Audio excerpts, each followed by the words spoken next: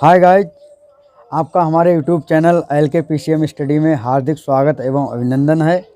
जैसा कि आपने हमारी पिछली वीडियो में देखा था प्राकृतिक संख्याएं और पूर्ण संख्याएं, सम संख्याएं, विषम संख्याएं।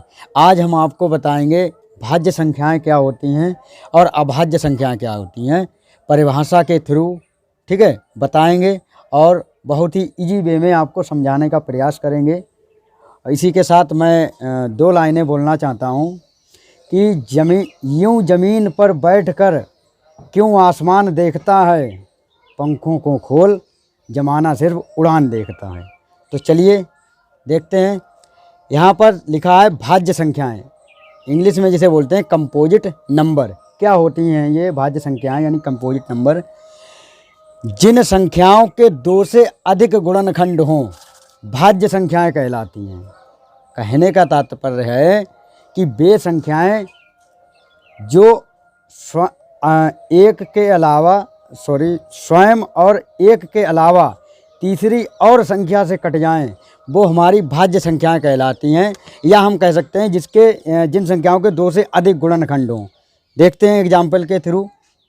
जैसे कि मान लीजिए यहाँ पर हमने लिखा 4, ठीक है, और 6, 8, जैसे 4 हैं, ठीक है। 4 के अगर हम गुणनखंड करते हैं तो 4 के गुणनखंड क्या होंगे? 2 दूनी 4, 2 एकम 2।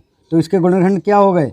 2 गुणा 2 गुणा 1, 1 2 3, यानी कि 4 के गुणनखंड 2 से अधिक हो गए, ठीक है। यही परिभाषा कह रही है कि जिन संख्याओं के 2 से अधिक गुणनखंड हों भाज्य संख्याएं कहलाती हैं, ठीक है।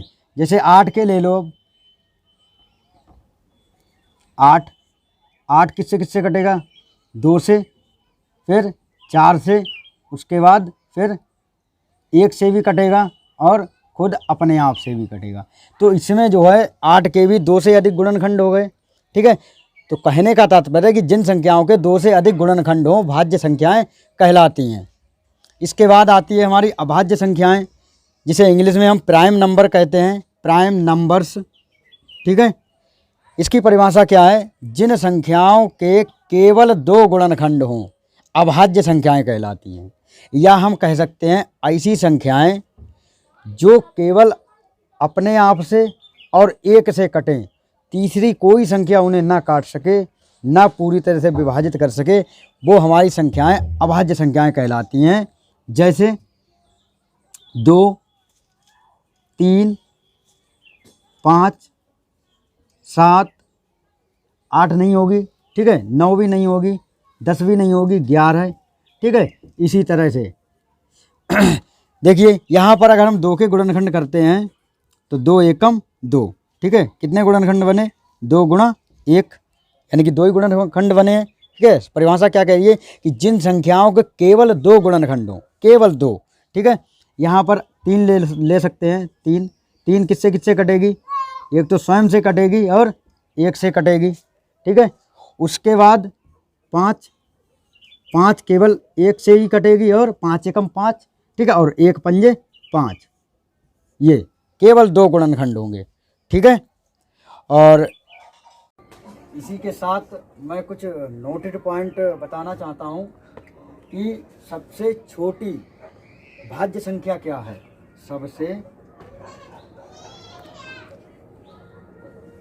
छोटी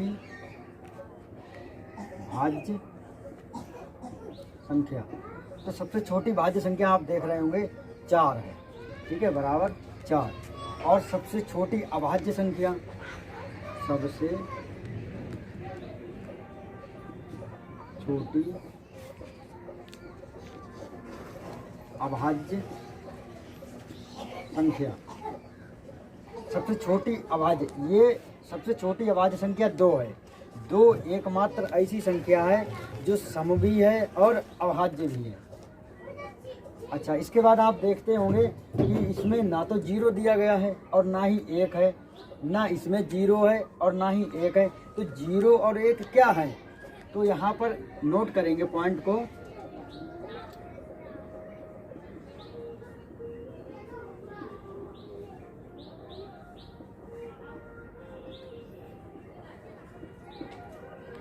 0 और 1, 0 और 1 जो है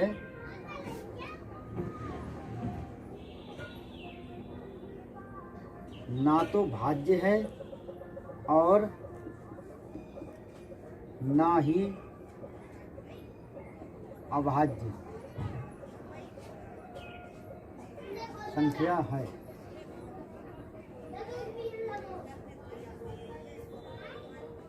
जीरो और 1 ना तो भाज्य है और ना ही अभाज्य संख्या है। इसी के साथ ही मैं वीडियो को ज़्यादा बड़ा ना करके बस यहीं पर स्टॉप करता हूँ, और बाकी की संख्याएं जो है हम अपने नेक्स्ट वीडियो में लेकर के आएंगे।